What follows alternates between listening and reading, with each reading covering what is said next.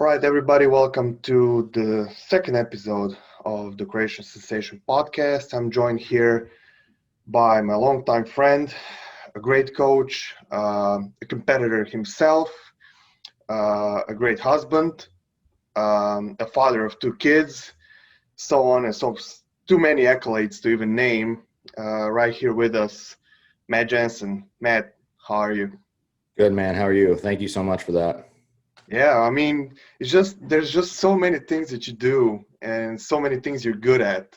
It's just to name everything, it's just half of it fizzles out along the way. Thank you for that. That means a lot. I try to I'm trying to do this in a way that transcends bodybuilding, and so for you to say that, it means a lot. Yeah, I mean, we've known each other for 6 or 7 years, maybe back from the forums, and I've seen you come up from prepping natural guys practically for free, coming all the way up to what you are now, preparing guys for Olympia titles. Basically, Sean Clarita is Right. gunning for the title. So, and that's what, 5, 6, 7 years? That's it's crazy. Yeah, I started full time in 2013. So this is like year 7 for me of just being fully invested in this.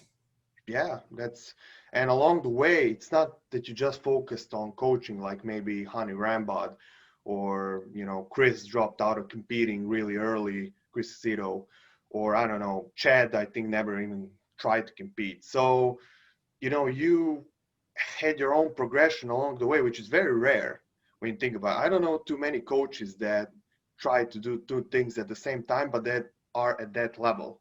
That's how do you Yeah, juggle? I How do you mean, juggle for those me, things? I feel like I found my niche and I really connect with these guys by getting in the gym with them. And I've always been a competitor. I love to compete.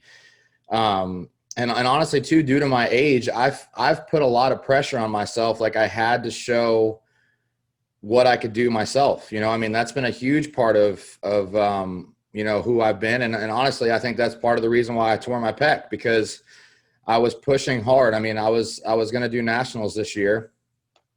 I didn't say anything about it, but that was my plan. And I think I was starting to neglect some of my own body feelings simply because I was just pushing so hard to make the progress at the rate that I was, that it backfired on me. But I'm honestly thankful for it. There's a reason why everything happens. Um, I've been able to just really kind of self-reflect on myself, on my training. I've learned a lot through this. I've been forced to learn a lot of patience through this, which I'm then going to apply to my training, because even post-surgery, like I feel like everything, if something could go wrong, it has. But honestly, within that, I've tried my best to really just keep a positive mindset. I have so many things to be thankful for. And also too, it's kind of been crazy. Like as I got injured, my workflow has increased tremendously, and at first I thought that I might have a hindrance to my workflow, because I feel like a lot of what people gravitate for me or towards me is through my training, and on Instagram, I haven't been able to portray that. But yet it seems like my workflow has just gone like exponentially through the roof. So even though I'm not able to train right now, I've my mind has been so fixated on the tasks that I have to do. Like I greatly miss it, but I'm also not just sitting around like wishing I could train, having nothing to do. So it's been a blessing for me. So what does work workflow entail for you? Like, is it coaching? Is it YouTube? You started, being like full-time YouTuber lately. Is it your Camp Jansen style? Like, what does that entail when you say workflow? So really, if we want to look at it, I'm basically running 4 businesses right now. I'm running my coaching. That's it's like priority number 1, and then 4 sectors of it. So coaching, and I do all my coaching on a daily basis. Also Camp Jansen, which is all the internet content, which is between my website and then also YouTube. And then also the 2 supplement companies, Revive and Raw. So there's a lot of within my day and my day structure, my calls for Revive and Raw are at set times. So I have to kind of work my coaching around that. And then everything else, like I typically wake up 5:30, 6 o'clock in the morning. I work for about 2 hours. I do some cardio, and then I work up until about 6:30 in the evening. And then I spend 2 hours with my boys. And then I typically work another hour to 90 minutes at night. And then I spend like an hour of intensive time with my wife. And then that's it for the day. So I don't have a lot of free time at all. But again, I'm thankful for it. I'm blessed to be in the situation that I'm in. And, you know, like I'm young, you know, I need to work. I need to be putting in the effort. And that to me is what it's all about. The retirement plan already started, basically. Yeah. I mean, I really want to be successful in this, and not only successful, but like I really have a big goal, and everybody that's around me and close to me knows this. By the time that my boys are really active in sports and are active in whatever they want to do, I really want to be able to be intensive with them and actually be present, like not just physically present, but really present, and not having to be on my phone 24/7, and, you know, just like be able to pick them up from school and be able to actually have a conversation with them and not be on the phone talking to somebody the whole time. And then something that also is a big part and a driving force for me is my dad, for like a greater majority of my life, was up at between 3:30 to 4:30, worked all day, always took me to practice, always was there at my practices. We talked about my practices on the way home, and like, I want to be that dad, you know, and I know right now, if I put in the work now, that I can do that. If I don't put in the work now, that I'm going to be in the same hourly situation that I'm in now when they're at a position where they can really need me and need me to be present with them. So you're basically, right now, you're working towards everything being like having passive income, basically, where Sure. everything just flows. You're just the owner of things, and you cash the check. And everybody else does the work. But honestly, like, you know, especially with the supplement companies, I honestly, and I'm not just saying this, I think I care too much Dom and I were the same way. Like, we're going to be in it all the way. And then when we're done being in it all the way, we're going to sell it, you know? So like, we're all in, you know, we don't want to just kind of shift the work off to everybody else. Like, even within the decision-making process right now, we cross-check everything. So everything runs through us. So ultimately, yes, we have team members in play. Yes, we have people that we're working with, but like, at the end of the day, we still have to sign off, to go through everything, to cross-check the system. So that's the way, that's the way that I am. You know, I don't want to just deflect work on other people. And even within how we've invested in the company so far, we're not taking big salaries, you know, because we want to put the money into the company. Yeah, of course. And then ultimately one day it'll pay off. Like I always say, the first 5 years, you can't really expect, if you start something brand new, you can't really expect to be a millionaire within the first 5 years. It's probably the first 5 years you're setting it up, and then it's gonna probably take off. And then in the next 10 years, you're gonna make that million, I think, at least. Right. So you touched up on it a little bit, but who are you gotta have partners in all this that you do. Who are your partners? How do you handle these things, and who did you partner with to make things happen? So 𝗣𝗘𝗥𝗙𝗘𝗞 is my partner with both Raw and Revive. And you know, we could do a full podcast just on him, what he means to me, his influence on me. But like, I'm so thankful for him because he's given me an opportunity. Excuse me. Is it 50-50 or yeah? All right. Continue. So we have equal partnership with Raw, and then he owns a greater percentage with Revive. But he's given me an opportunity because within coaching, there's a ceiling, you know, like you can only go so high in terms of financial success without lessening your quality of work. And that's something that I refuse to do, you know? But he's given me an opportunity above and beyond coaching to be able to really set my family up long-term, you know, and I'm forever grateful for that. And I let him know that all the time. And not only that, but he's so wise beyond his years with money and investing. Like, he helps me with everything. We have a fully transparent relationship. So he knows the inner workings of my finances. And the reason why he knows that is simply so he can help, you know, because he's been very, very fortunate and worked extremely hard to be where he is. And our relationship started at the beginning of his struggle with his own business. So he initially reached out to me for coaching, and that's how we developed a relationship. Shortly after he started coaching, his business boomed in terms of the clinic operations that he does with Revive.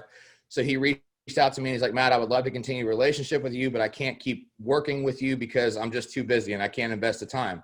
So we just continue to develop a relationship through that. And then one day he reached out to me and he's like, Matt, like, he's like, I don't know when, I don't know how. He said, but I want to help you get out of just being a bodybuilding coach and do something that's going to really set you up financially.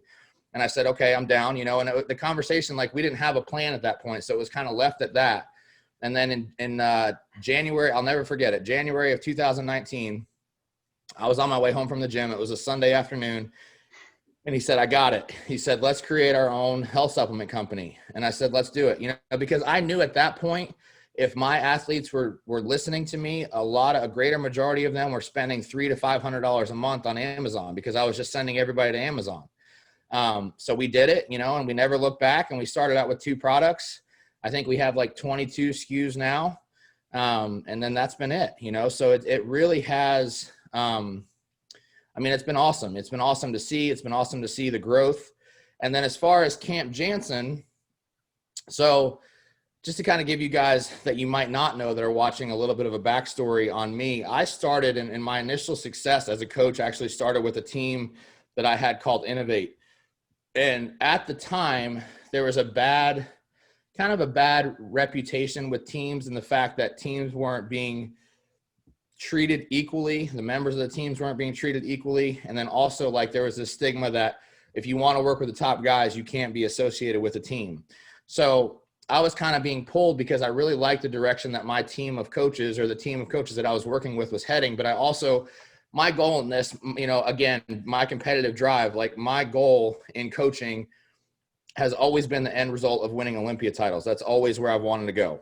And I believe that I can do it. So we kind of slowly dissembled that team simply because I felt like not they were holding me back, but the team association was holding me back from getting the athletes that I really wanted.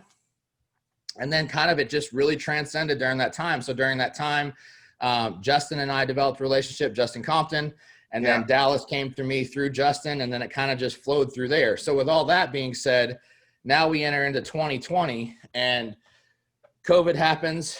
And when COVID happened, you know, just 100% honesty, I lost a lot of my clients, like, quick. I work with a lot of overseas guys that just either they had no gym access, they couldn't afford it, whatever it was. So I lost about 45% of my income in a matter of 2 months. So then I started to kind of really reevaluate my processes, what I was doing well, what I wasn't doing well, what I needed to improve on. And at that point, I hired a business manager for Camp Jansen. And then we're going to reopen the platform of having coaches working with me simply to expand upon what I'm doing. And the reason for that, there's a few reasons for that. One is because at this point in my career, I would like to be able to develop a team that I could share my experiences and my knowledge with and help other coaches advance. You know, that's one of the biggest things that really bothers me within the niche of bodybuilding is I feel like that information is looked down upon in terms of if a coach is trying to ask another coach questions, they're bashed for that. Like, we're just expected to know everything right off the bat. I remember that we're going to get to that. You know, your success came with a lot of controversy over the years. And one of the initial controversies that I remember with you was, Matt Jansen is like stealing from other coaches. And what are you talking about? I mean, John Meadows stole from Miloš Sarcev all the ideas about the intra workouts, all that. That was Miloš. Miloš stole the idea of insulin from his dad and Tim Belknap. You know, so it's all about passing down knowledge. And I think it was just jealousy at work because you had like a lot of success early on. And, you know, that's something that you just mentioned, you know, where I think, you know, it's quite okay to pass down knowledge and accept it and use it. So, yeah, I mean, for one, you know, I love sports, you know, so when I always give this example because I think it's so applicable to bodybuilding, but like Bill Belichick and Nick Saban, so Belichick for the Patriots, Nick Saban for Alabama, they've literally infiltrated their coaching system within into all of football, okay?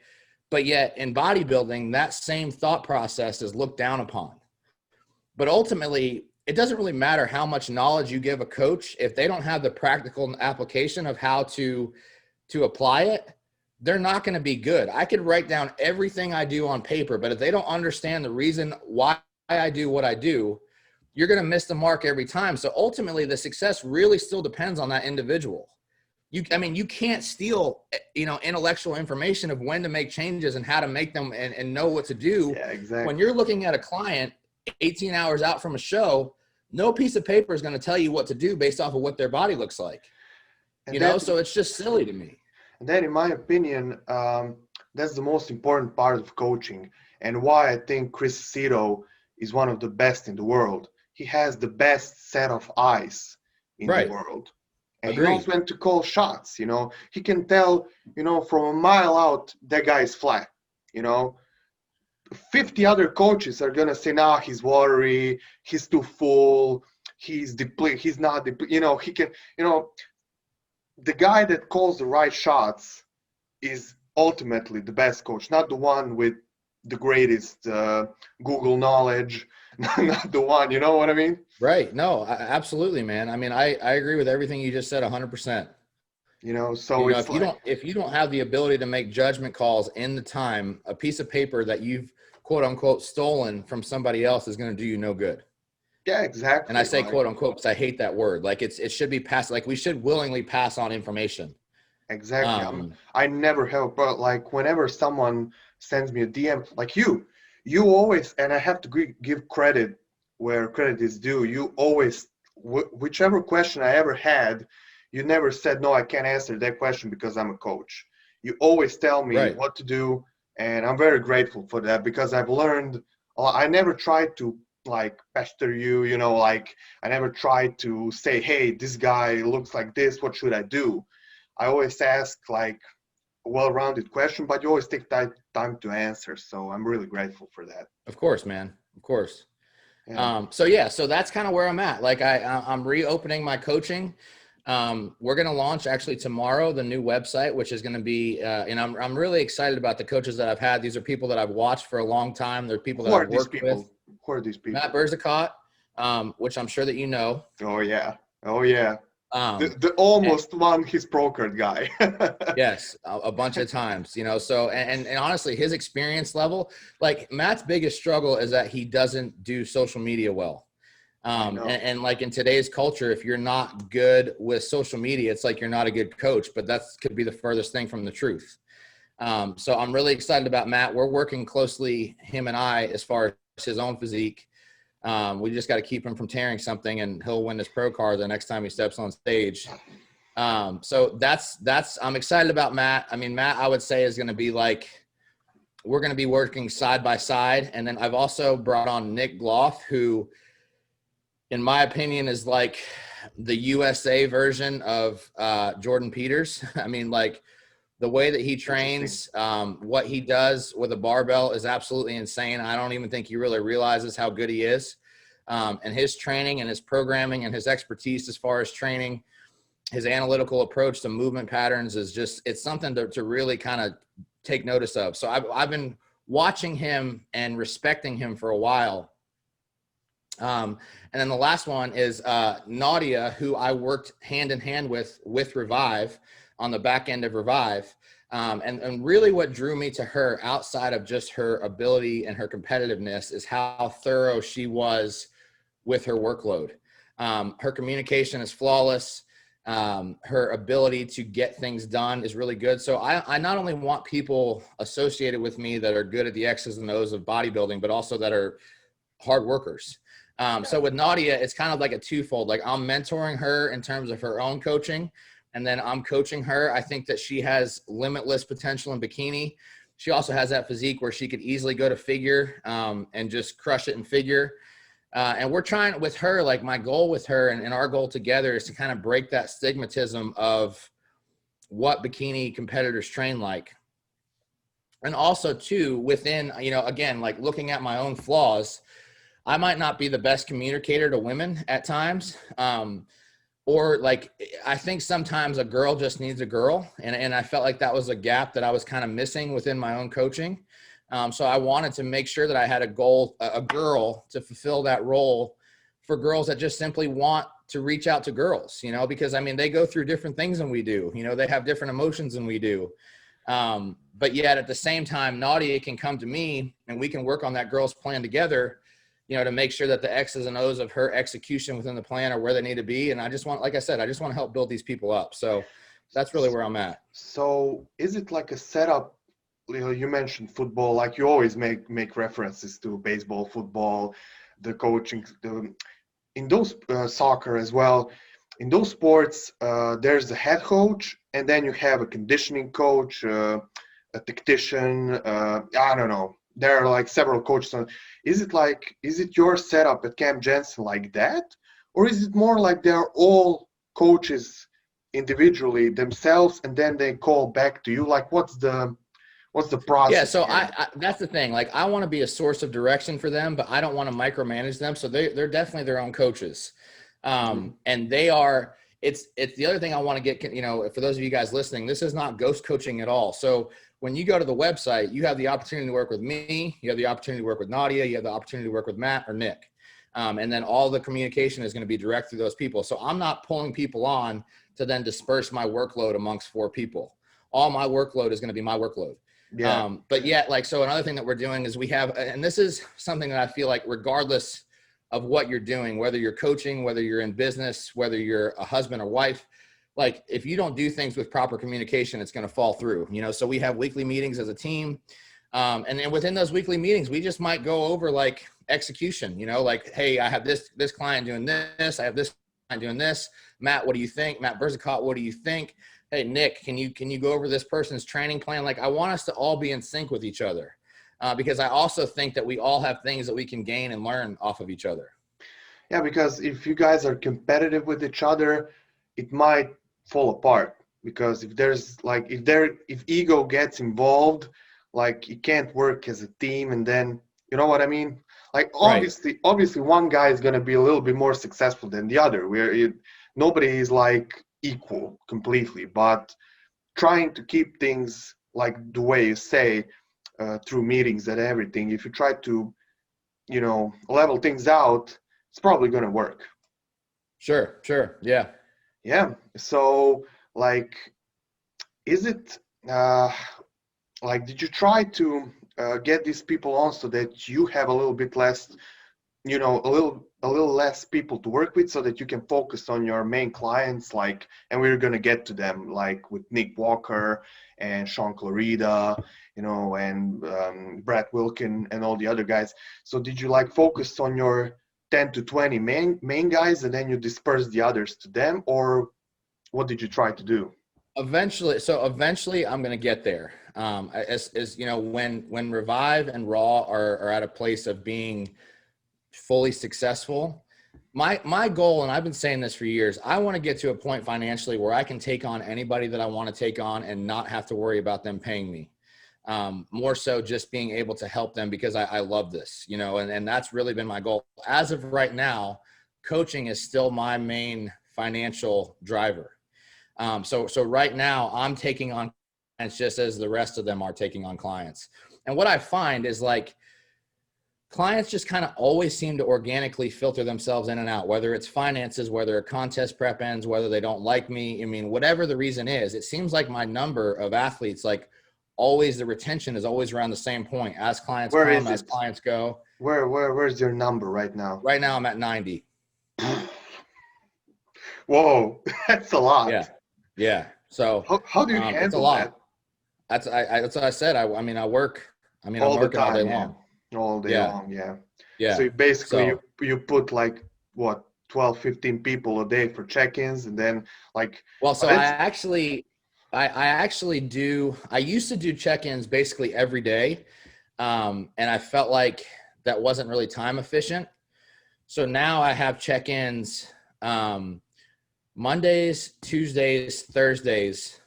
And then with my prep athletes, then it's just on an as needed basis. Like my guys for North Americans, I have them checking in every day at this point. But my main heavy days are Monday, Tuesday, and Thursday. So that's the days that I know, like I got a ton of check-ins coming in. I just need to sit at my computer all day, knock them out, communicate as I need to. And then my Wednesdays and Fridays I do more Camp Jansen work. And then on basically Monday through Friday is very Revive and Raw intensive as well.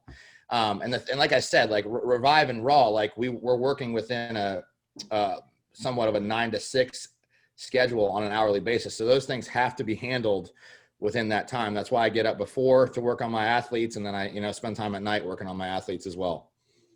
That's great. And with the overseas athletes, like we are 6-hour difference. So right.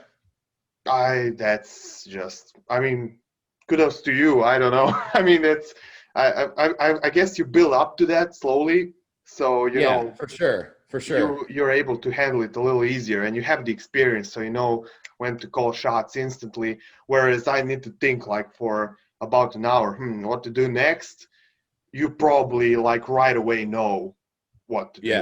Yeah. I mean, obviously I don't make the right judgment call every time, but I would say most of the time looking at a situation, I can kind of pinpoint what to do.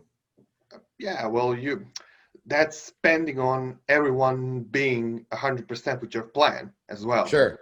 And if you have 90 people, like it's hard to believe that every single one is going to be 100% on the ball all the time, Right. So that's it's funny you mentioned that. I was having a conversation actually with Dom. I was down in Florida last week. One of the hardest parts of coaching for me is that your whole job 100% requires on what somebody else is doing. Yeah. And when you really think about that, like that's hard. Like, whereas like with Revive and Raw, we have control. We have control of the formulations. We have control of shipping. All of that is in our control. With coaching, I send a plan and I hope that somebody executes it properly, but it's fully dependent on them. I mean, yes, I have to do my job, but the plan, the emails, the structure, that's fully dependent on somebody else, whether or not they want to listen. Yeah. I mean, it's crazy. I always tell this story. Pro bodybuilder friend of mine, I'm not going to mention names, had a client, he told him to eat 200 grams of chicken per meal. And the guy wasn't losing weight. So he told him, like, just take a picture of the meal. And he realized that he was eating that chicken meal from a can. You know what I mean? Like that canned chicken, like pate, whatever. Right. It's like 25 grams of fat per 100 grams of chicken, so right. and like 15 grams of protein. So he was like, what the hell is that? And when they made the change, he lost like 10 pounds in a week, so yeah, I believe it. You just never know you try to explain everything to the dot, but you just never know what someone is going to interpret that plan as and what he's going to do. And then it just, rolls from there. Right. Yeah. So you mentioned North Americans. You mentioned that you have guys going in. We didn't even know if any shows are going to happen, but it seems that it's happening. Right. So I honestly can't wait. I miss shows so much at this point. I know, man. You're always so hyped around the shows. Like you're all over the place. It's just fun to see you because you have so much passion for what you do. You're not just present. You're like present. Amped up. You're amped. You're posting pictures and you do like high quality, like professional images, which is not what anybody else is doing. So that's kind of cool. But who do you have going into the show? And we're just going to talk about the main heavy hitters going in. Okay. So I have, and again, this is another hard part of my job. I have Nick Walker. Obviously, everybody knows Nick. I have 3 guys that are pushing for heavyweights simply because I don't want to put anybody up against Nick because I honestly don't feel it's fair to them. And I feel like these other 3 guys have a better shot at heavyweights. I mean, I'm just being realistic, so exactly. So I got 3 guys doing heavyweights. That is very tough for me because whenever you have multiple guys doing a class, I don't struggle with coaching them or navigating their plan. What I struggle with is putting them all on stage and some beating the others.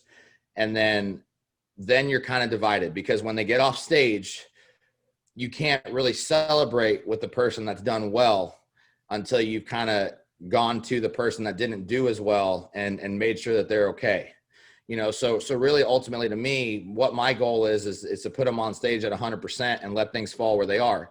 Now, another problem is if I nail it with 2 and miss it with 1, I feel terrible, but again, like when it comes down to the business of coaching, I had these guys come to me, they wanted to work with me, and ultimately I honestly don't even know until yesterday that these guys know that I'm working with other guys for the class, because I want it to be about them. I want them to feel like they're, individualized in the process.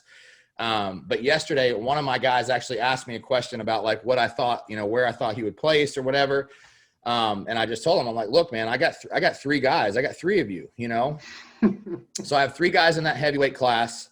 That's Rafael, who just won the overall in Florida last week. Freaky kid. He's Brazilian, TJ right? Clark. What? He's Brazilian, right? Yep, he's Brazilian. Yep. TJ. And then I also have Anthony Spencer. So Anthony did his last showing was last year at USA's. And then TJ, I think I actually shared pictures with you. Yeah, you did. Yeah. I mean, I'm really, really pushing him hard to make heavies. And like this morning, I think he was 233. I told you it's going to be hard. I told you. No, for sure. Told you he was like 230, what, 5'7", and yeah, and he didn't look like he had 12 pounds to lose, and you were like, oh, it's a lot of fat and water to go, and I'm like, I don't know, dude, it's gonna be hard, and now you're telling me it's hard, and I'm just, yeah, but that's coaching. That's what it comes down to. Right. So yeah, I have those 3 guys. I have 1 guy in men's physique, and then I have 2 guys doing masters. So it's going to be a very, very busy week for me. But also it's going to be a special week, with Nick and I. I really can't say enough good things about him, about his heart, about, the champion that he desires to be. And I think this is his moment. I really do. Like, no disrespect to anybody else going, but like, I think this is his moment. What he's done in the last year has been incredible. The changes that he's made to his physique, the muscle that he's put on, the muscle that he's retained during prep. I mean, he just now this morning hit 259 for the first time. He's 5'7". Like that's unheard of on the national stage. It's insane. I mean, I have so many, like we could talk about Nick for the next 3 hours, I believe. But we're going to try to compress it in about 5 to 10 minutes. So, like, you did mention a little bit of what you guys did in the last year, but I just want, because again, controversy. There's a lot of, and I have to address it. Sure. People are saying, he's gonna kill this guy. I get texts all the time, like, oh, what is he doing with him? Blah blah blah blah blah. And I'm like, as far as I know, and as far as I'm told, nothing crazy. The kid is just blowing up. I think people, what they don't realize, he posted his transformation from the other day when he was like back in 2017, I think. Right. Like those coaches were starving him to get down. Right. Like people don't know that, they didn't know what to do with him. So tell us, when you took over Nick, like what was the first few things that you noticed that he did wrong before that you changed that made him into a mutant that he's called today? So the first thing that I did, honestly, was I addressed his digestion. Nick expressed some concerns as far as not only noticing that his stomach was growing, but also the fact that he felt like his stomach was kind of always in pain. And then when I looked at his plan, there was a lot of egg whites on his plan. And that's when I look at somebody's plan and they're having digestive issues, egg whites is the first thing that I look at. So we removed those. And now I'm talking back, a little, not almost 2 years ago. So that was one of the first things that I did. The second thing that I did that I would say we've continued to refine the process over and over again is his training volume. And honestly, we just keep pulling back on it. His frequency, we pull back on. His training volume, we pull back on. Most of this offseason, he just trained 4 days a week.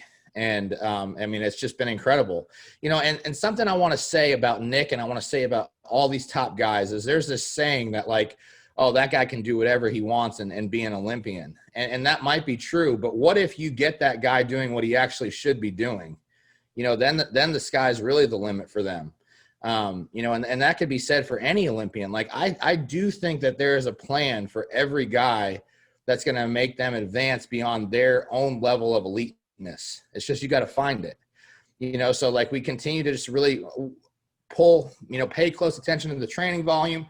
And then obviously this is something that just kind of happens naturally. But like, I think one of the biggest things with Nick and I, which is the same thing with Dallas and I, was that we just really grew together in terms of our communication. So the better our communication is, the longer we've known each other, the more we trust each other. There's a linear, you know, map to his progress. And I mean, we talk a lot, you know, a couple times a day, you know, first thing in the morning, after training, checking on him, seeing how he's doing, talking about life stuff. He checks on me. He's been checking on me with my pec all the time, you know? So it's like, it's so much more than just me sending him a diet. And I think through that, the trust really builds. And I mean, he sends me texts every few days now. He's like, Matt, like, whatever we got to do, like, I don't care if you got to starve me, like, whatever we got to do, like, I have to be perfect, you know? And that's kind of the expectation that he has for himself. So that's, I mean, that's really what I think it's come down to in a nutshell, is just really paying attention to the digestion, really paying attention to training and recovery. That's been huge. And I think that's so neglected. And then just growing together in terms of our communication as a team. So basically what you're saying, you just upped the drugs. Yeah, that's pretty much what I did. I mean, that's always the thought process behind these crazy transformations, where it doesn't always have to be. Sometimes it is, but it doesn't always have to be this way, because let's be real, like, he wasn't natural before you. Like, right. I mean, like, that's the truth, guys. Like, I mean, he was in teen nationals. Like, that component's been there a long time. You know, don't lie to yourself. You know, so like, I haven't found some magic potion. Yeah. And I mean, a few milligrams here and there, it's not gonna make that much of a jump. Like, I know personally, I worked with people, I talked to many pros, I talked to many coaches, top amateurs. Usually it's not like the increase or the decrease. It's multiple factors coming in together that make you better, you know? Right. Yeah. I mean, that's something I've been talking about a lot lately, but like, I really believe, and you guys can call me a liar, you can call me what you want, but I really believe with both food and anabolics, there's a sweet spot. I don't believe that all of them need to be progressively overloaded, you know, and I might be the minority in that, but I think there's a spot with food, whether you're fat or whether you're lean. Once you push over that spot, even if you stay lean, your body's working so hard to process that food that it hinders your ability to recover.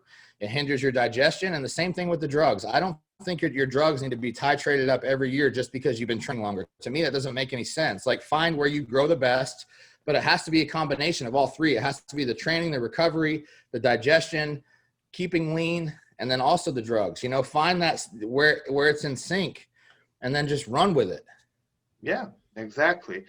So I'd like to cover the X's and O's just at least for a little bit, where you touched up on the training. And that's where I think everything starts. And James said last week on my show, said as well, that what separates him from the rest is most likely his training and then ability to recover from that training. So would you agree with that statement, first of all?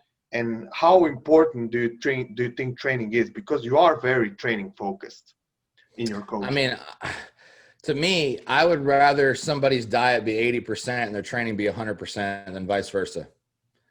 I really would. I mean, obviously, in an ideal environment, it's 100% of both, but I would rather the training be all in, and then the diet be a little off.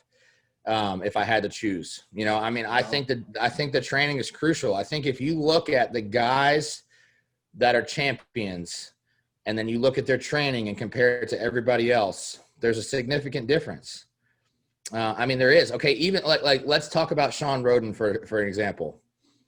Would I say that he's the most hardcore trainer that he is that's out there? No, but his training that he did, in terms of flexibility, the time that he worked on his mobility, the time that he worked on his core in 2018. I saw him doing hanging leg raises where he was bringing his legs straight up to his shoulders in the front. I mean, how many bodybuilders can do that? Not many. They can't. You know, so he might not be the guy that's deadlifting 600 pounds, but he's spending a lot of time being elite in his mindset of what he wanted his physique to look like, the flow that he wanted to have. Phil Heath as well. Phil gets a lot of shit, but he trains hard for what he needs to do, I believe. Right. You know, so I mean, honestly, I think Phil's a lot like Kobe Bryant. I think Phil's really going to be respected once he's gone. Kobe got a lot of negative talk while he was in the league, but you saw him, you know, sadly he passed away, which was a bit, that's crazy. That was a death that impacted me more than I ever thought. But I mean, now he's like, I mean, talk about a legend. I mean, he's elite in every aspect. Immortalized. Yeah. And people respect him more than ever because they realize what he brought to the table as an athlete and as a person. Right. You know, and we can draw inspiration from that. So as far as training goes, what do you think is the most, like, it's hard to say, but what do you think is the most fundamental thing about training that needs to be done in order to make progress visually, like muscularly? I think the effort that you put forth within single sets is the number one variable that creates or makes champions. And I think on the opposite end of the spectrum, I think that within a greater majority of people, there's way too much time being trained in a submaximal effort. You know, I see it. I mean, I get a lot of inquiries, and one of the first things that I ask people within my inquiries is, how are they training?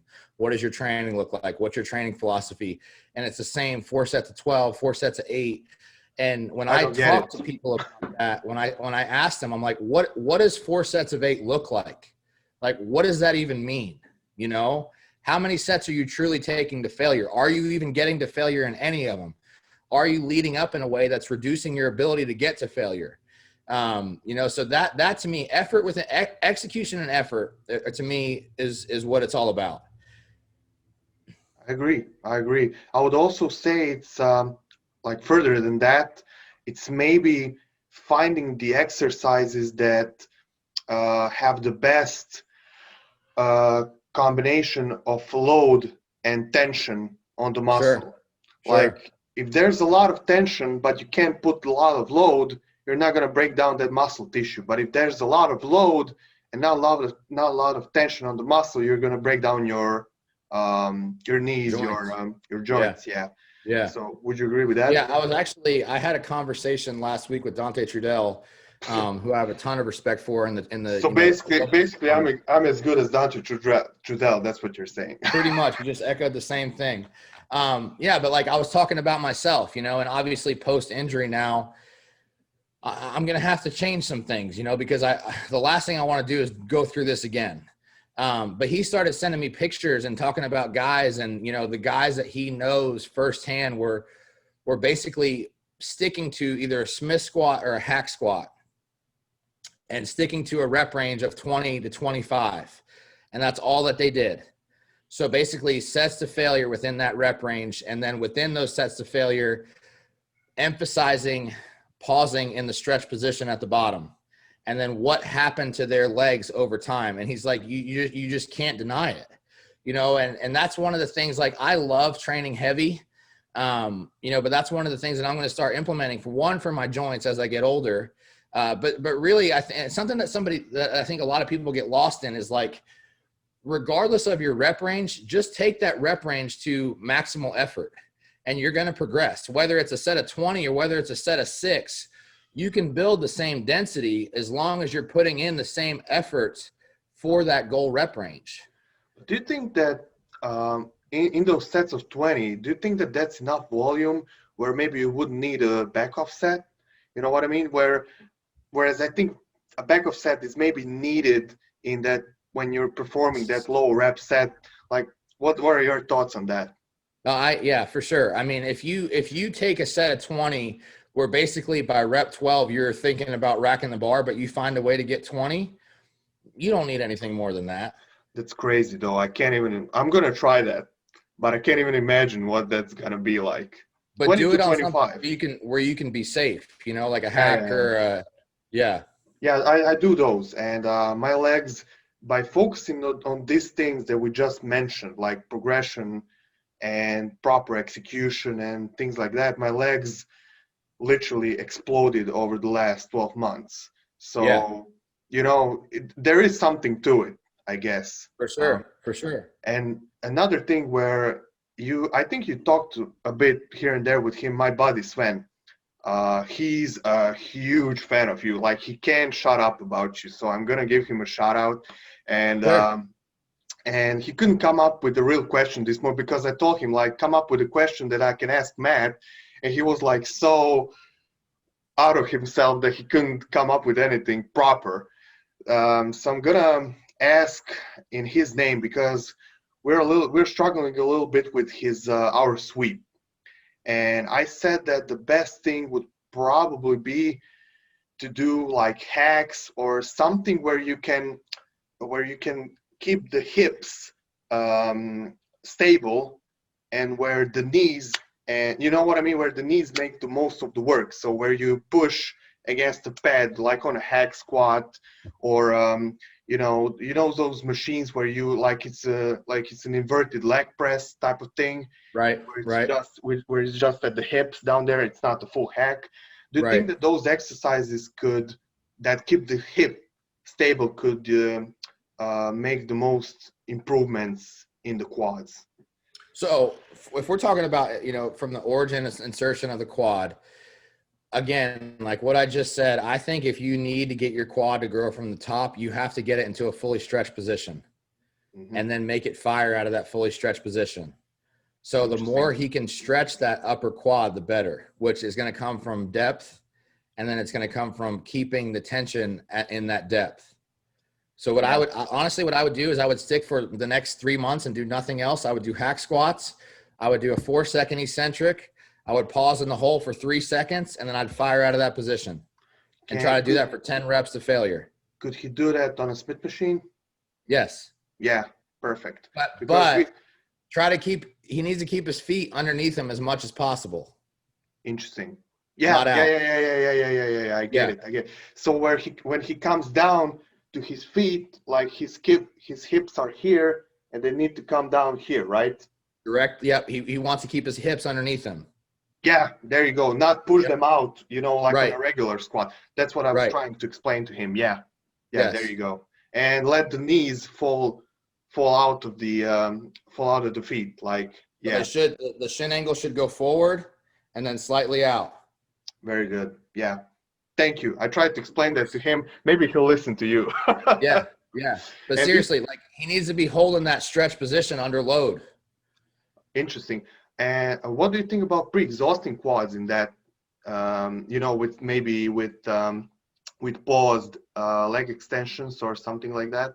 I think it's great. I mean, again, like I don't think that exercise order matters as much as how you're executing the exercises and then taking them to failure. I mean, dude, I love Dorian. I mean, Dorian, his whole career, he started out with leg extensions. Like, I think it's a great way to do it, because you're priming that muscle and then it's already in a fatigue state. So you don't need as much load. You don't need as much joint shearing. All that's going to be reduced, but yet the actual effort within the quad muscle itself is going to be just as high. I think that the notion that the leg extension isn't a muscle builder is complete bullshit. I thought that from like when I was 15 years old. Where people just put the leg extension at the end of the workout and just do pump sets of like 15 to 20. Right. I think a leg extension can be a lot more beneficial if you can do it fresh. If you can focus on what you're squeezing and what you're doing. What do you think about that? I agree. Something else too, as far as what you just said about the quad sweep, that I noticed a lot of people do is they try to initiate a leg extension from their knee joint and try to get them to pull it from their hip.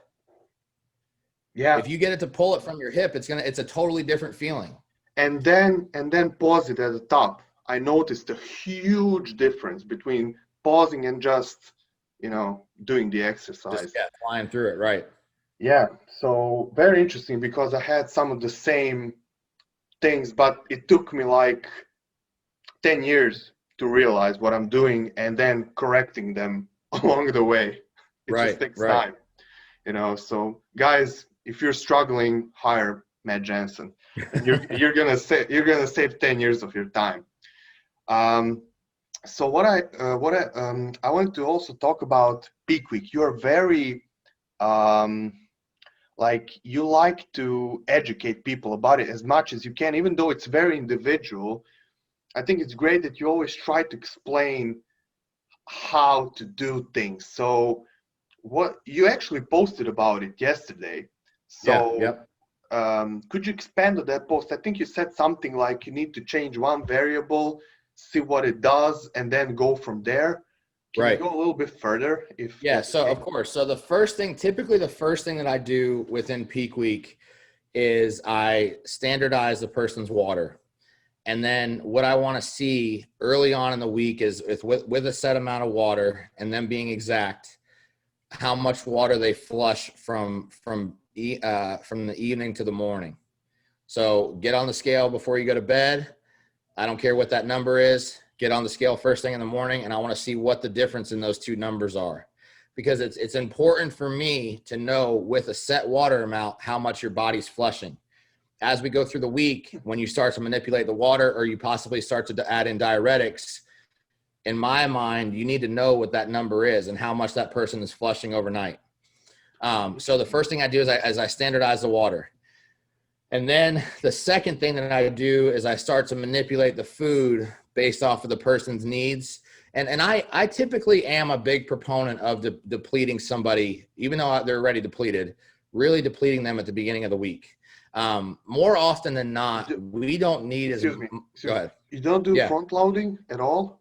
Like where No, interesting. It's very interesting. Never. Okay, the only thing that I'm going to do is if somebody's on a set rhythm where they need a refeed, I would refeed them the weekend before if that's been their pattern. But to me, that's not front loading. That's me doing what's necessary for their metabolism. It's just a normal prep, yeah. Right.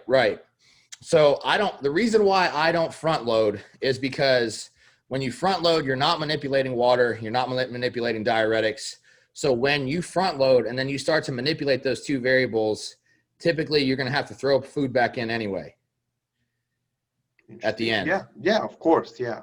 That's what happens. So again, what I do is I typically somewhat deplete them down, pull their carbs a little bit, make sure they're more depleted than what we were when we started that process.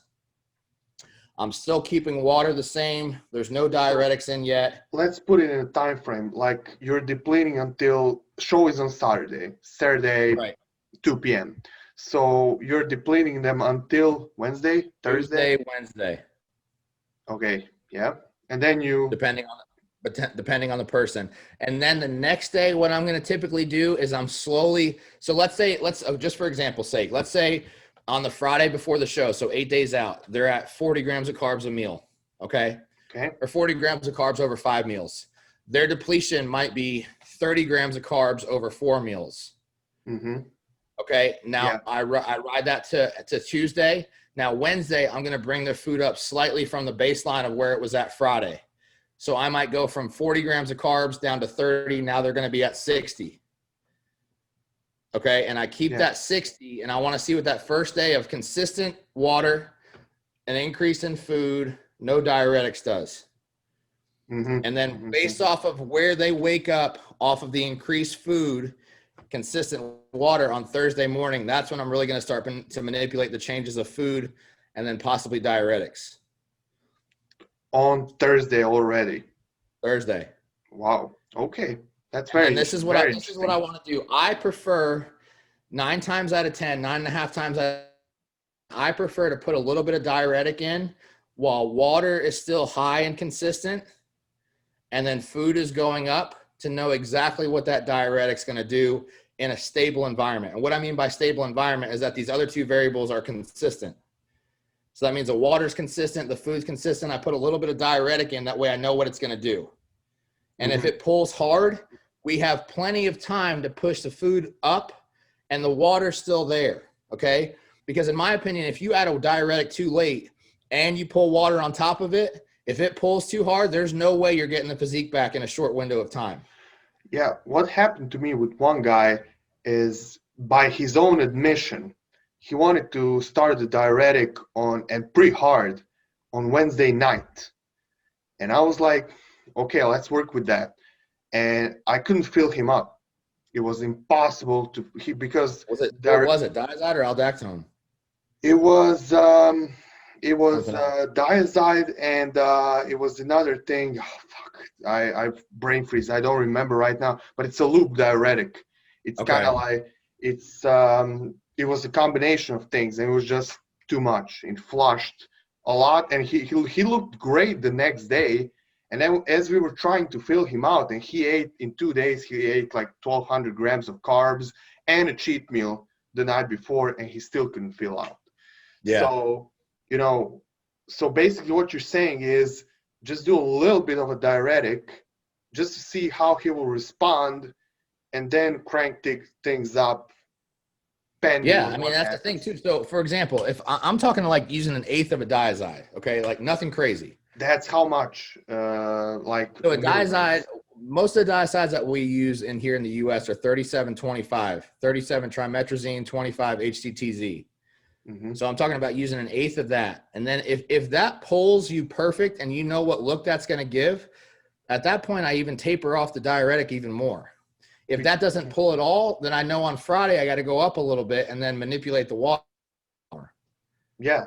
Okay. That's so if you see that he's going in dry, would you still use a diuretic the night before, or not at all? Not at all. Interesting. Basically, you're just basing everything off of that pull from 2 nights before. Right. Wow, that's very good, actually. That's really good. I like that. Yeah, and then something else. And guys, I don't want you to take away that I'm giving every single person a diuretic. I'm just talking about how I use diuretics, but I'm not. Something else that you need to keep in mind too. So this can very well happen. Like this happened to me several times last year. I started to put the food up on Thursday morning. I kept the water consistent. That person's weight from AM to PM fluctuated 1 pound. Okay. So in that environment, I'm not putting in any diuretic, because basically they're drying out on their own by just putting carbohydrates in and then flushing the water that they're keeping consistent. So you need to know, that's why I start tracking the weight early on in the week to know how much they're going up from AM to PM. Typically, most guys are anywhere from 4 to 7 pounds. But then if you have an individual that was 4 to 7 pounds at the beginning of the week, going down to 1.5 pounds at the end of the week, don't put a diuretic in that person. But then again, you also have to look at the way the person looks, right? Well, 100%, of course. Yeah, people tend to forget that, because they're probably right now, they're going to listen to this, they're going to calculate in their mind what's going to go on, but they're not really looking at what's going on, visually. Right. So, yes. This is just, you got to know what you're looking at. Yeah. And something else that for you guys that are looking to this as information, even when I'm in person with somebody and I'm looking at them, I still prefer somebody stand behind me and take pictures, because the pictures never lie. And you can't have a visual memory that knows exactly what that person looks like every 2 hours. But if I have somebody behind me taking pictures, every 2 hours, I can put a front relaxed against a front relaxed and make sure that we're heading in the right direction. Yeah. Very interesting. So that brings me to, and I'm going to put you on the spot. Do you think that Ian in Tampa, because you coached Ian for like 3 years, I think, so you know him really well, and he switched coaches, and we're going to get to that. But do you think that that's where they screwed up? They didn't really, they maybe focused too much on the look, too little on the scale. They pulled water too late, because from what I understand, they pulled water the night before, not 2 nights before. So do you think maybe that's where they screwed up? So this is third or fourth person hearing. I didn't actually watch the interview, but I believe Ian said on the interview with Muscular Development that they use 1 diazide and 3 liters of water the day before the show. Yeah, he did. I don't believe if I can remember correctly, the day before a show, we ever used less than 6 liters of water. And most times it was 8 to 9. So in my opinion, it was twofold. We've never used one 𝗣𝗘𝗔𝗞 ever. And then also, so they kind of went negative in both directions. They did less water, which was against them, pulled more. But can a person fizzle out? Because I've posted that before and after from 2018, and it's pretty dramatic. Like, can a person really fizzle out that much, if they miss the peak? Yeah, I mean, because I believe Ian was bigger the week before the show than he's ever been in his life. That's crazy. I mean, that's crazy. I don't know what to say. Ian's physique needs water. That's why. I mean, his body, and he's a perfect example of what I was just talking about. I can load him for a show, or I could load him for a show 100 grams of carbs, and in the morning he would be 248, and he'd go to bed on an eighth of a 𝗣𝗘𝗔𝗞 at 249 with 9 liters of water. So if they're not fluctuating, and then overnight they're still going to drop, that 𝗣𝗘𝗔𝗞 is just crushing him. Yeah. So what I also know, what they did was the day of the show, he ate very little to keep his stomach in check, and he drank sips. So do you think that after they pulled all that water and drank very little the day before, should he have eaten up? Should he have had more sodium and drank a lot? What was the corrective process? Like, say he switched from Patrick back to you overnight and said, Matt saved me, I woke up too flat, what should we do now? Okay, so I want to go back and say the mistake that I made with Ian last year in Portugal, which was our last show together, was the same, kind of along the same lines of not feeding him as much the day of the show. Part of that was also because I think we planned for him to be on stage just for numbers sake. I think we planned for him to be on stage at 2 o'clock, and he actually wasn't on stage until like 6 o'clock. So we didn't prepare enough food for that 4 hours of time, and he flattened out and lost his physique during that time. Ian's body is extremely, extremely sensitive. Now, in the environment of, if just for hypothetically, like you're saying, like if he woke up on Saturday morning, was super flat and called me, I would have sent him to like IHOP or something for sure, in the morning. And I also would have had him drink like 32 ounces of water, because then what you're doing is, let's say if he does that at 8 o'clock in the morning, he's not on stage till 2 o'clock in the afternoon. You can get that big hit of sodium, carbs, fats, and water, and then let it clear if it needs to clear. If 2 hours later he's still flat, then you basically need to do it again. Would you use any insulin in that case, if that's what if you can say I that? wouldn't, no. No? I wouldn't. Why? No. Spilling over? Because then you're adding one more variable that you don't have 100% control of, since you didn't have 100% control going in.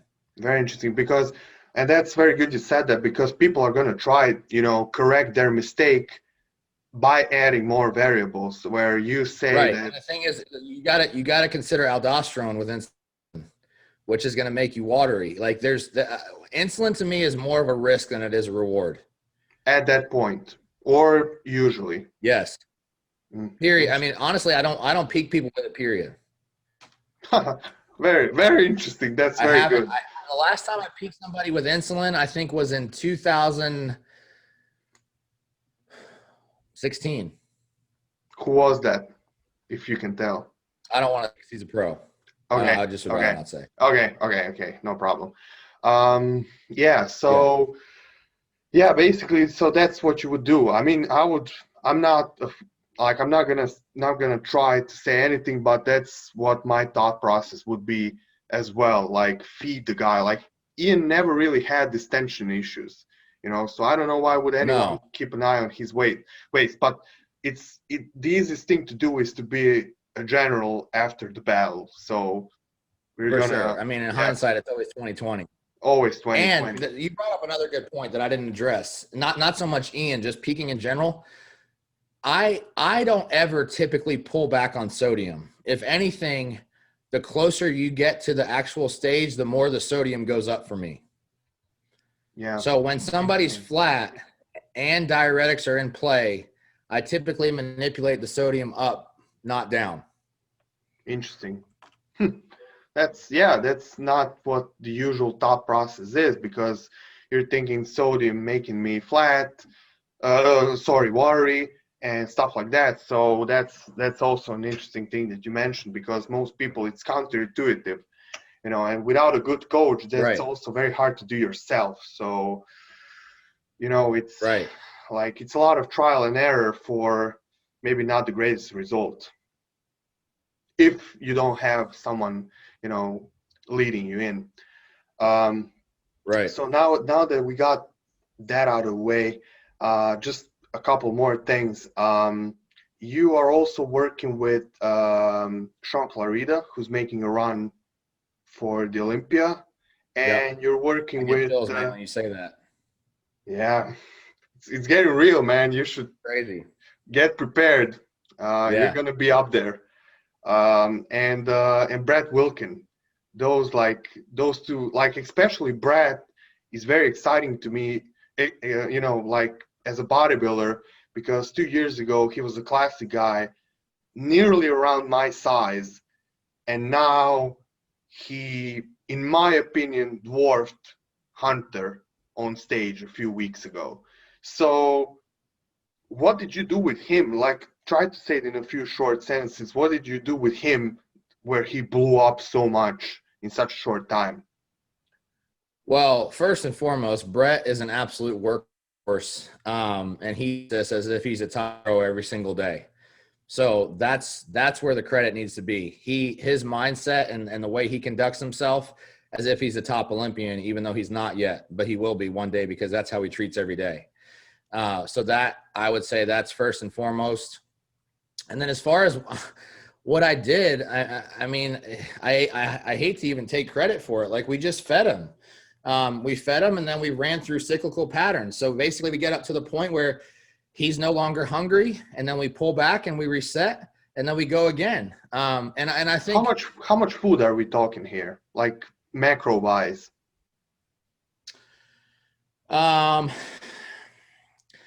Typically I would say, let me see.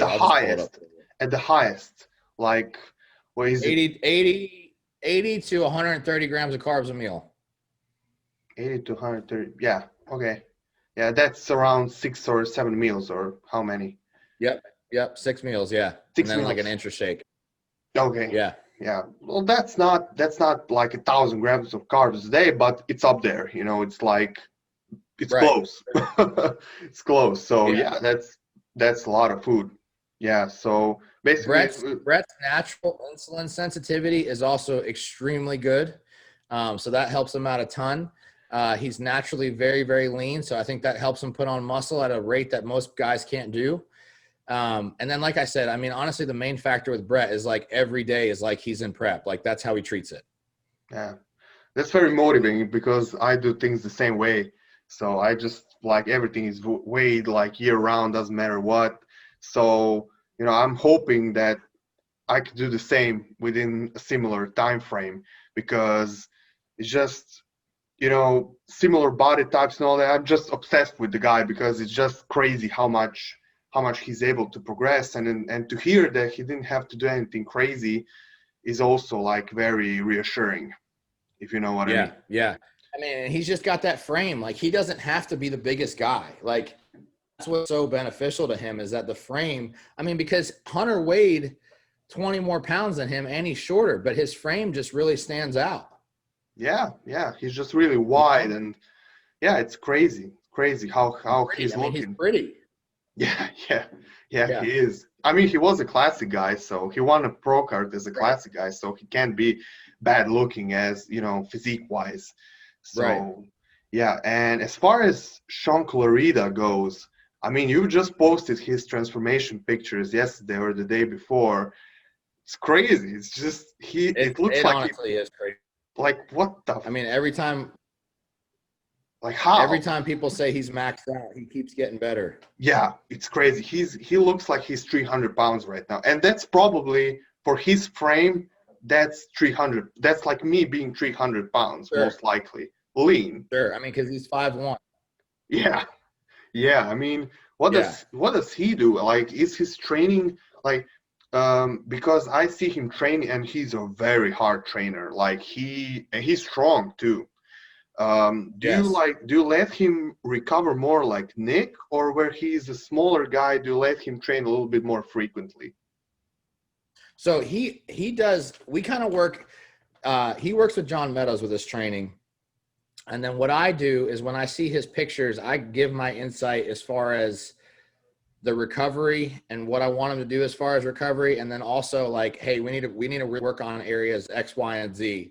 This whole year, my insight on that has been his back, his hamstrings from the back, and then his adductors. So those are the three things that we've really focused on. But even with Sean, like I don't want him training every day. I don't want any of my guys training every day. Yeah, that's not. And then that's not feasible. This year specifically, the one thing that I think I've lacked in my preparation with Sean is really trying to improve upon his metabolism as much as possible, because Sean's one of those guys that can eat lettuce and stay full. So it like wasn't really a goal for me. But this year I wanted to see what we could really do metabolically to put him in a better position for prep. So that's been the focus. He's having two cheat meals. Shut the food up. Yeah. So right now he's in prep. He's averaging 1.5 to 1.2 pound loss per week, and he's eating more than he's ever eaten. And then he's having 2 cheat meals a week, and we've never done that before. And you're probably not using any T3 and. No. Did you implement Clan at all or something like that, or not yet? Nothing. No. Yeah, that's because he's still 17 out. Yeah, exactly. That's why I'm still asking, because I know that people will assume. I know what people say, because I'm at that bottom level where I still hear those. You don't hear those guys anymore because you're not surrounded by them. I hear them, so I know what they're gonna assume. So he's still basically not doing anything to force his metabolism, but his metabolism is really high. What you're saying? The only thing that we've done is added cardio. That's it. Yeah, and I think people underestimate when you have that much muscle, how much that muscle can eat up, like metabolically, what it can do. I think. Sure. I mean, dude, it's energy balance. Yeah. It requires so many calories just to keep him functioning. I always say, like, for example, someone like Fuad, he's like, what, 280? Like his one step on a step mill is probably like my 5 steps or 10 on a step mill. Right. It's just it's crazy, and of course he can eat more. People don't realize that. Yeah, so that boosts. So the plan is basically to win the Olympia, right? Like that's the end goal. I mean, we're going for it. Like he was 100%. 7th. He was 7th in 2018. He was, I think, the year before he was 13th. I believe. 12th or 13th. Yeah. See, good memory.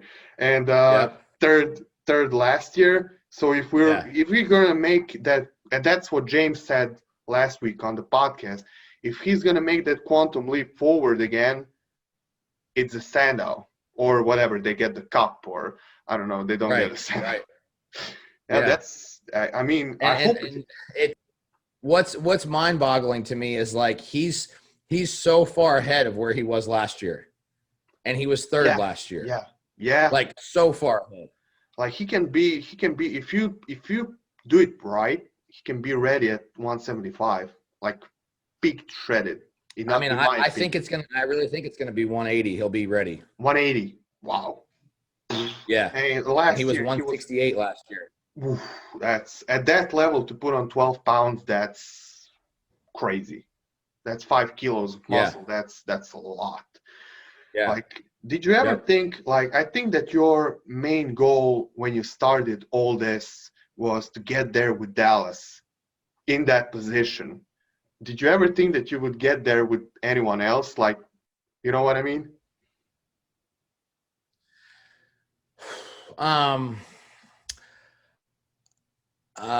So I don't know. I believed in my heart that I could. I believed that I had the tangible skills. But Dallas, you know, like I actually just talked to Nick about this the other day. Like, I think there's a lot of guys that I could get there with, but there is something special about Dallas.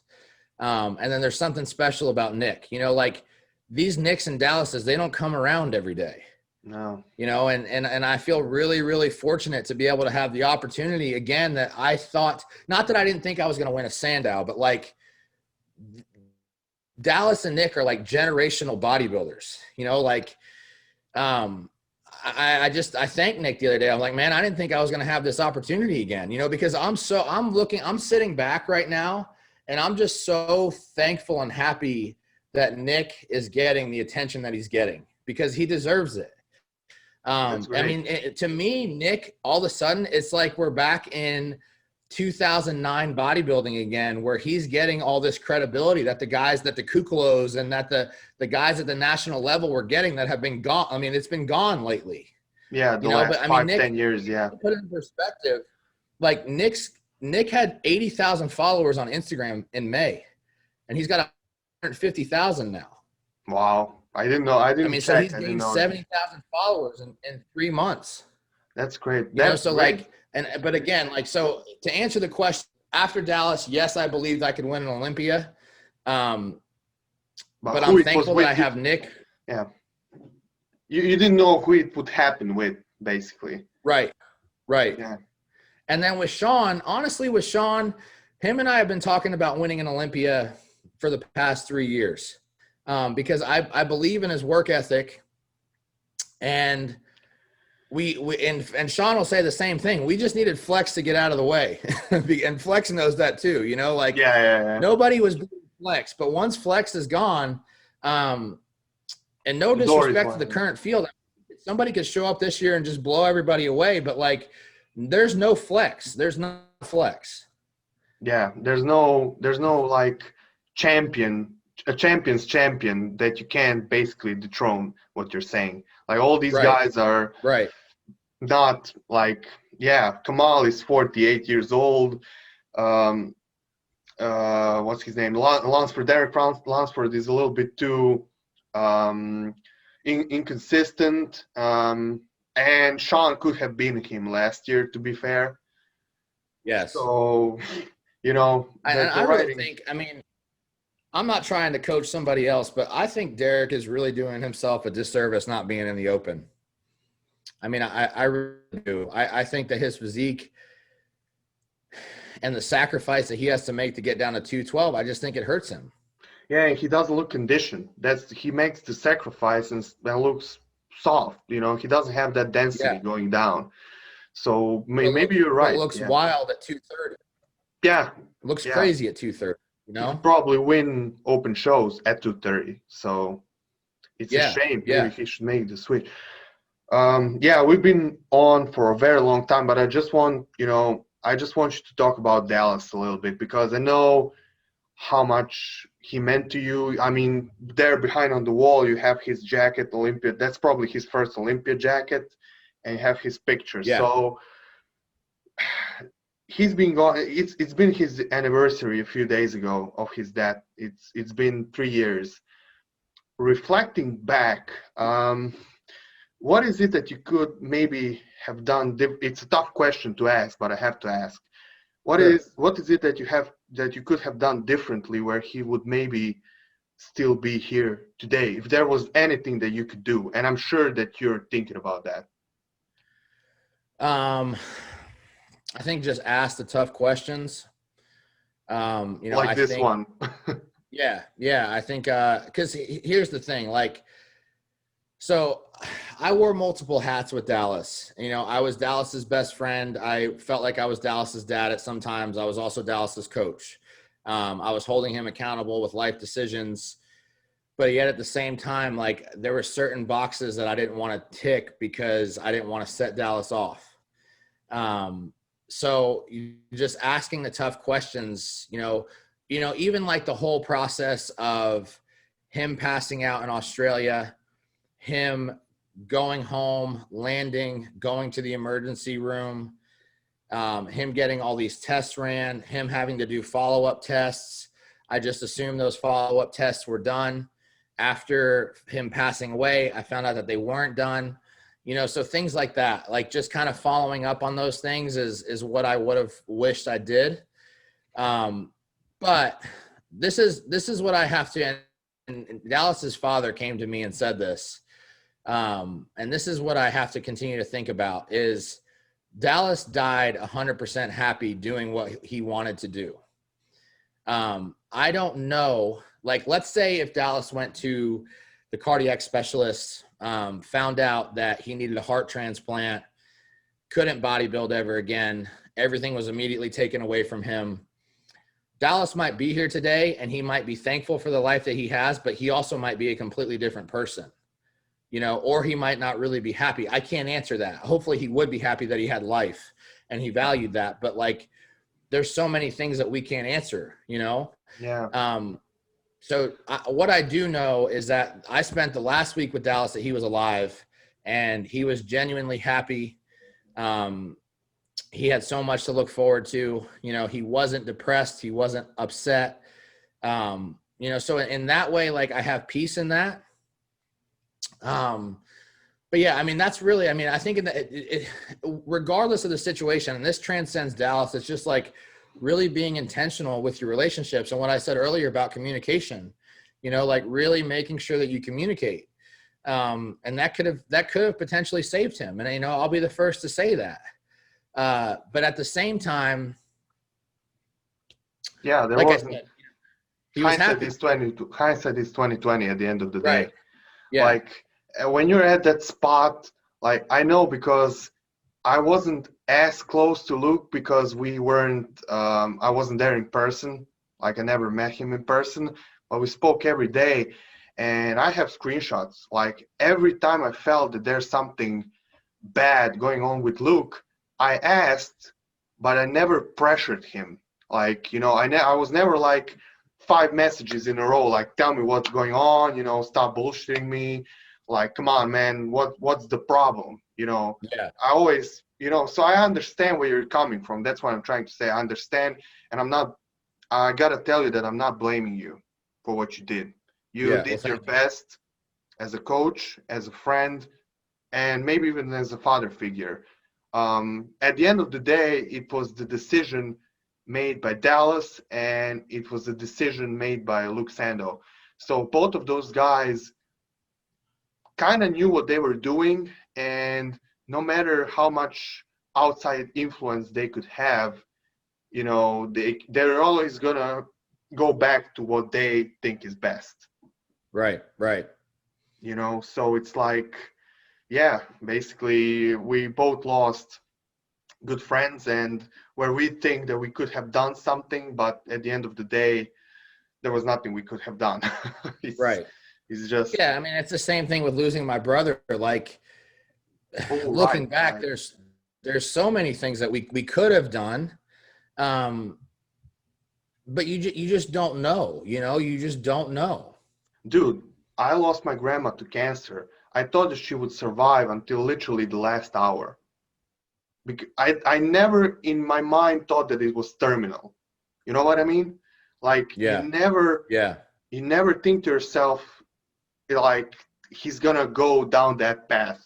It's gonna happen. You always think like, nah, you just take it day by day, conversation by conversation, and think to yourself, it's not gonna really happen, But then it happens, and then your whole world crumbles, and yeah, it's shit. know. Yeah. I don't know what else to say, but we're gonna keep their memory. We're gonna, they're not gonna be forgotten. Like I think a lot of these bodybuilders get forgotten literally the day after they pass. And I think the most important thing is to keep them in our memory, and that's really all that we can sharing do. about them. There's so many things that we have insight to that nobody really knows, and it's up to us to keep sharing that information.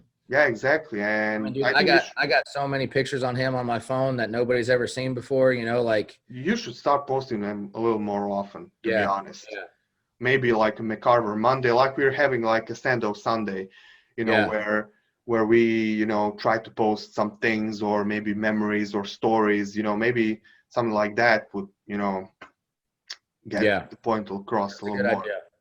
Yeah. So to wrap things up, is there anything else you'd like to say, address something, shout someone out, like anything you'd like to mention? I just want to thank you for this opportunity. I just love doing this stuff, you know, and if I have an opportunity to get on here and maybe impact somebody's life or help them make a different decision or learn from a mistake that I made, I'm happy to do it. Thank you for, giving me this platform. No Um, problem. that's it. I mean, this is what it's all about to me. Yeah.